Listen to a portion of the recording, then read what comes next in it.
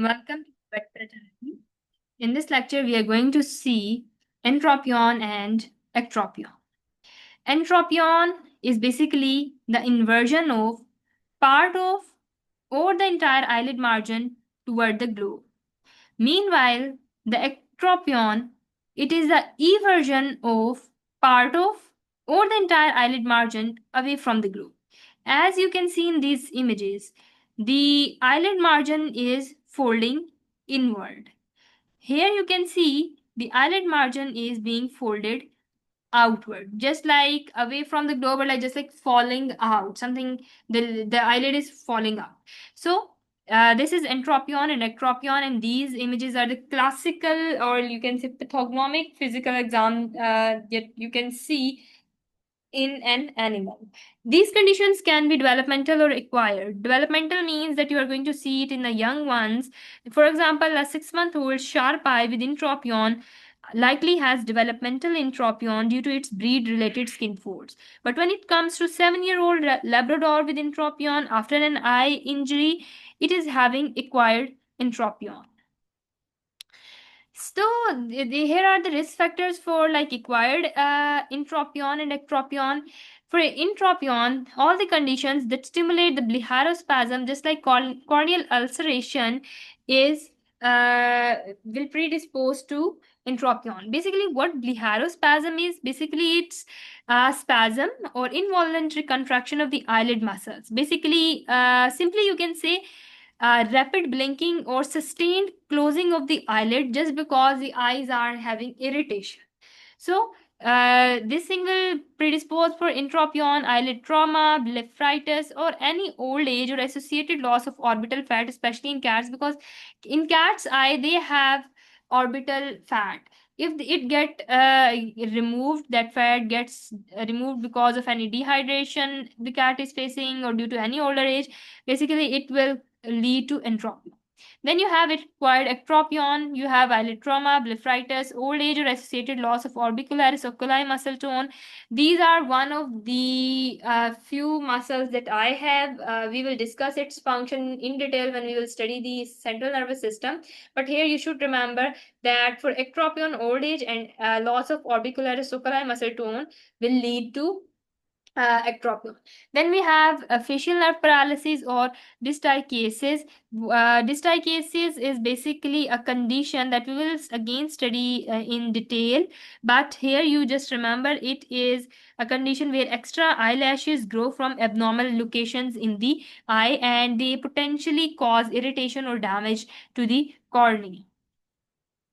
So these are the risk factors. Next we have is physical exam. For physical exam, first thing you should remember for entropion and ectropion, the classical sign or you are going to see is the inversion for entropion or eversion for ectropion. But other than that, what you are going to see is here. The first thing is conjunctivitis. That is the red eye. You can see over here in this picture. This all is the conjunctivitis. Then we have epiphora, that is increased tear production that can be mucoid or mucopurulent ocular discharge. Here you can see in this image. Next you have is blepharospasm. Again, I have told you it is like the closing and opening of the eye, like rapid blinking or sustained closing of the eye. You can see in this picture there is a marked difference in the to these two eyes. Like this is an open eye, but this one is a closed eye. It shows blepharospasm, that the animal is having blinking in this eye because of some irritation. Because when the eyelid margins are being folded inwards, the eyelashes are irritating the eye, and it is causing irritation and a nuisance. And because of that, the tear production gets high, and you are seeing epiphora also. So all of these situations and blepharospasm you start to see in the physical exam. Then you have is corneal, non-ulcerative or ulcerative keratitis. Basically, keratitis is an inflammation of cornea. You can see in this image. This is a non-ulcerative keratitis. So that can happen in this situation. Then corneal sequestrum, we will see study corneal sequestrum as a separate topic also. But this is the image of corneal sequestrum that happens due to damage that the inward folded eye along with its eyelashes cause in the cat's eye. Then for ectropion, we have conjunctivitis, keratitis. We have seen the images for these two. The next thing is legophthalmos. Legophthalmos is basically incomplete closure of the eyelids. Why it happens? Because if you see this image, definitely you see how curvy the eyelid has become. So even if animal tries to close its eye, it is unable to close the eye completely. So an incomplete uh, closed eye is called as legophthalmos, and what it will cause, it will like cause the eye to get dry because the eyelids are not closing, and like that all those situations are going to happen. Next thing we have is the diagnosis. There is no specific test to be performed to diagnose this situation. Only the physical exam is the diagnosis. Next we have is treatment. For the treatment, first thing is you have to treat the underlying condition. Just like distal cases, if you treat that situation, the issue will be resolved. So you have to first see what the underlying conditions are and you have to treat that. Second thing is that I've told you that these conditions can be acquired and can be developmental. If the situation is developmental, that is seen in the puppies, you need not to treat it when they are pups. You should wait until they reach the adult age, like they are more than 6 months, and if the issue remains there after 6 months, then you basically treat this entropion.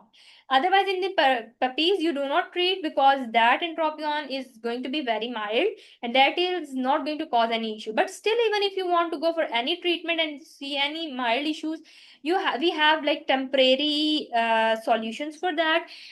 First thing is that you can roll eyelids away from the eye by placing a temporary tacking sutures, vertical mattress sutures that will help you, or you can do the subcut injection of procaine penicillin, like just like this picture. This is a picture of a goat, but just to show you guys, this is a like penicillin or any injection being injected in the eye over here. What will it will like create a puffy area, this puffiness in this area, and the eyelid that was folding inward will get into its normal position. So that's a temporary, these are two temporary solutions.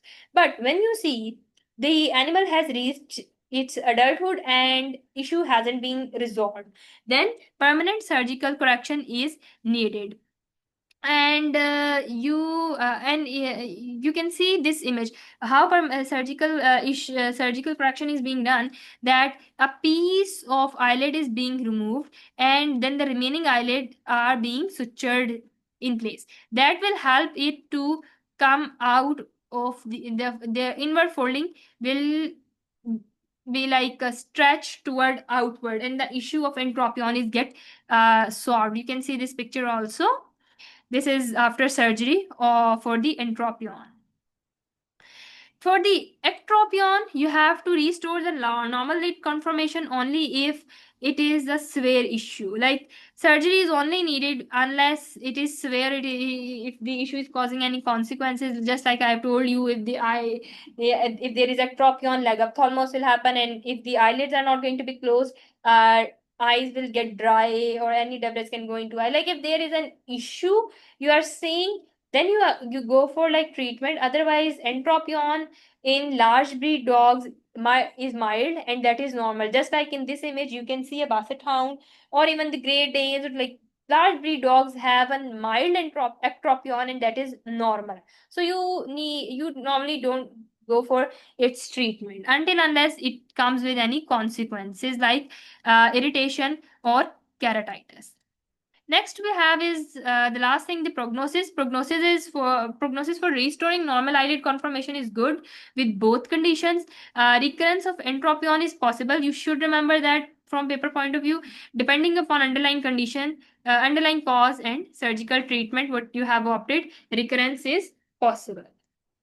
So that was all about entropion and ectropion. I hope you enjoyed the lecture and understood the things. Best of luck for your NAVLE preparation. Thank you.